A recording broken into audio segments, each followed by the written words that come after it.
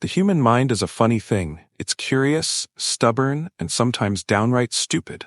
Mine definitely was when I decided to explore the abandoned asylum at the edge of town. What started as a little adventure turned into a nightmare I'll never forget, and one I'll never fully escape. It all started with a dare. A couple of friends and I were trading ghost stories, and as always, someone brought up the asylum. Everyone in town knew about it. You didn't have to believe in ghosts to know that it was a bad idea to go there. The building had been left to rot for decades, hidden deep in the forest. It was the kind of place that made the air feel heavy just talking about it. Of course, I had to be the brave one. "I'll do it," I said, laughing, but the moment the words left my mouth, I regretted it. My friends laughed nervously, and one of them joked, "Don't bring anything back with you." The next evening, I found myself standing at the edge of the forest with my camera, flashlight, and a sinking feeling in my stomach. The trees seemed to close in around me as I walked deeper, and the sounds of the town faded until there was nothing but the crunch of leaves underfoot. The sun was setting, painting the forest in hues of orange and red. It should have been beautiful, but it wasn't. The shadows felt alive, watching. When I finally reached the asylum, it was worse than I imagined. The stories didn't do it justice. The building was massive, its facade cracked and crumbling. Vines crawled up the sides like veins, and broken windows glared down like empty eyes. The front door hung open, swaying slightly in the breeze. I paused, my heart pounding, as I stared at the entrance. Something about it felt wrong, like the building itself was daring me to step inside.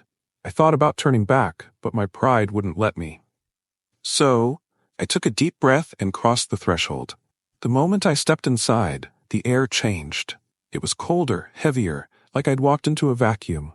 My flashlight illuminated a grand foyer, its once polished floors now covered in dirt and debris. An old wheelchair sat in the corner, its wheels rusted and motionless. A long corridor stretched ahead, lined with doors that seemed to stretch into darkness. I started walking, narrating into my camera to calm my nerves. "This place is massive," I said, my voice shaky. "You can almost feel the history here." I checked a few rooms, most of them empty except for broken furniture and peeling wallpaper. In one, I found a dusty patient chart lying on the floor. The name Eleanor White was scrawled across the top. I skimmed through the notes. Patient displays paranoia, delusions of being watched, violent outbursts, transferred to restricted ward. I didn't think much of it at the time. Then I heard it. A faint tapping sound coming from deeper in the building. I froze, listening. It was rhythmic, deliberate, like someone tapping their fingernails on a hard surface. "Hello?" I called out, my voice echoing down the empty hallway.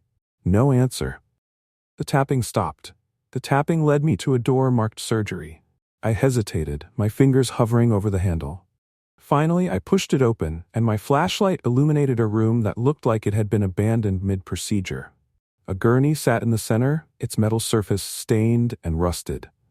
Surgical tools were scattered across a nearby tray, some of them still sharp enough to cut.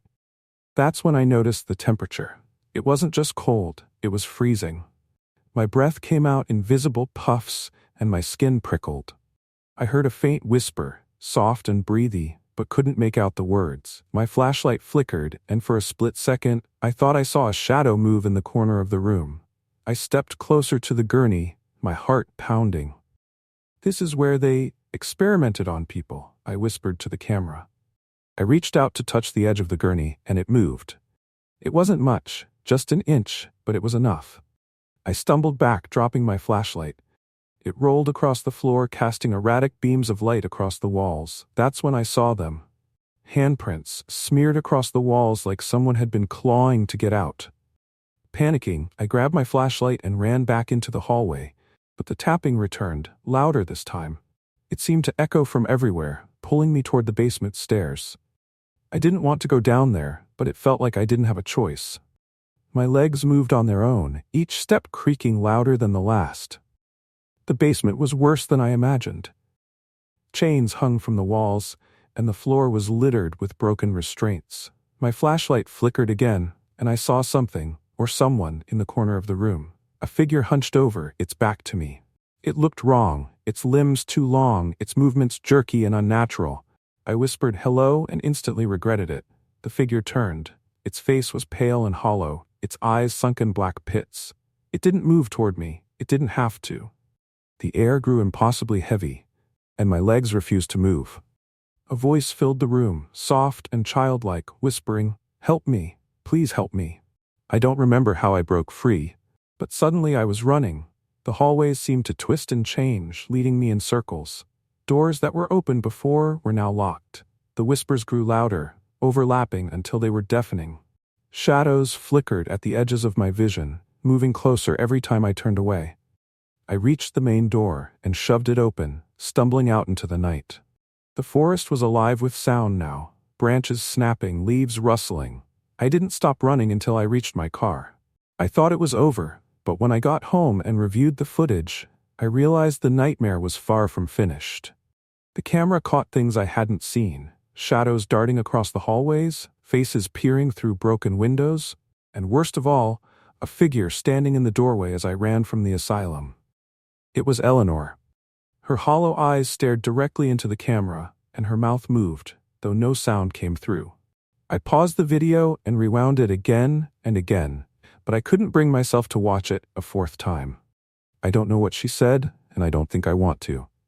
If you're thinking about visiting the asylum, don't. It's not just an abandoned building, it's alive, and whatever's inside, it doesn't want you to leave.